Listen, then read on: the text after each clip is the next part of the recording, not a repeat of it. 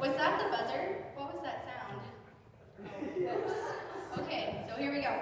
So, David, Daniel, Mary, Jesus, Dietrich Bonhoeffer, Martin Luther King Jr., Mother Teresa, the first responders to the 9/11 attack, they all have one thing in common.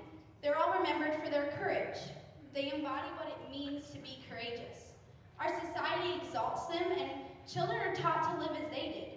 And we all should, but right now as teenagers who simply have to attend school and whose really only danger in life is the next zit they're gonna get, how are we supposed to be courageous? You've probably all heard a message on being bold outside these four walls and about telling others about Jesus, and that requires huge amounts of courage. But I'm beginning to realize there's another part of my life that is requiring massive amounts of courage for me. That area is letting go. And so letting go of what? Well, for me it's letting go of all the things I have to get done so that I have time to spend with my Father. It's letting go of my friends so that I'm not in the way when the Lord works. And it's letting go of my future.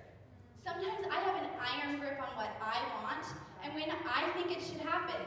Now, don't hear me wrong and think that you should drop all responsibility. That is totally not what I'm saying. What I'm saying is that when all the things you're doing for God become more of a priority than Him, probably some letting go needs to happen, and courage is going to be needed to do that.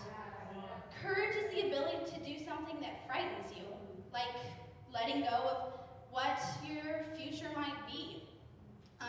For me, letting go of what my friends thought of me and what they did really frightened me. So, for example, I had a best friend for years who was always on the fence about Christianity, and I was certain that the Lord was going to use me to save her. She became a project to me. I was always looking for ways to talk to her about Jesus, and I prayed for her every day. I was doing all the right stuff, but I had such a hard hold on her life and wasn't mine to have. My obsession with getting her saved not only pushed her farther away from Jesus, but made me feel like it was my job to save her, which was an unnecessary burden. Long story short, our friendship crumbled to ruins. It was so hard to let her go, but it was not easy to open my hand after it had been locked for so long. I had to have courage to let it go and move on. Courage is trusting that the sacrifice and the pain is worth it and that He'll take care of you. That's what all those people I listed before did. When I faced my fear and let go of my friend, the Lord embraced me, and He did mighty works. A couple months after we just stopped talking, she called me up and told me about this incredible encounter she'd had with the Lord and how she's walking in relationship with Him, and I'm so glad we are so friends today. So there's another person in the Bible who had courage that I didn't list before. She simply let go of every other care, and the Lord took care of her. Her story is found in John 10:38 through 42. It says, "Now as they were traveling along, He entered a certain village, and a woman named Martha welcomed her into His home. She had a sister called Mary, who moreover was listening to the Lord's word, seated at His feet.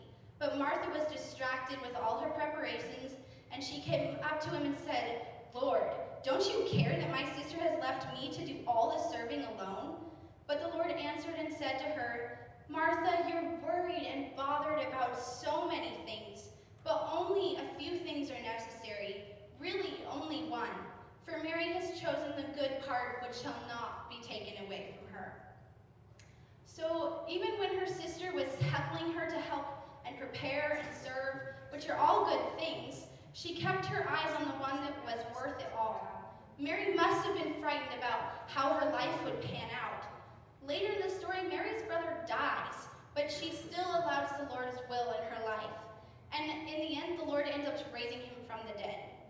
The Bible records that it was Mary who poured costly perfume on Jesus before His burial. She must have been wondering, how am I going to pay for the other life necessities? But she was determined that it was worth the cost. When you let go and make Jesus number one, He'll do miracles for you. So I want you to think about the things that fill your thoughts and the things that you're afraid of.